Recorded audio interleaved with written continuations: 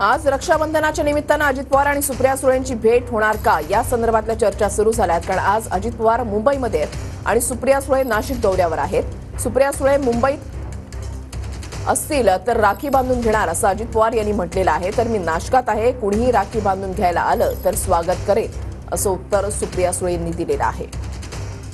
सुप्रिया मुंबईला असेल तर मी तिच्याकडे जाऊन राखी बांधेन। मी मुंबईला, माझे मुंबईत कार्यक्रम, माझे सकाळपासून मीटिंग आहे, त्याच्यावर मुंबईत जेवढ्या बहिणी माझ्या उपलब्ध असतील त्यांच्याकडे जाऊन मी राखी बांधून घेईन।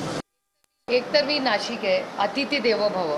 माझ्यावर आईने जे संस्कार केलेले आहेत त्या संस्कारामध्ये आपल्यापेक्षा कर्तृत्व वयाने जे कोणी मोठे असतील त्यांचा सन्मान हा झालाच पाहिजे।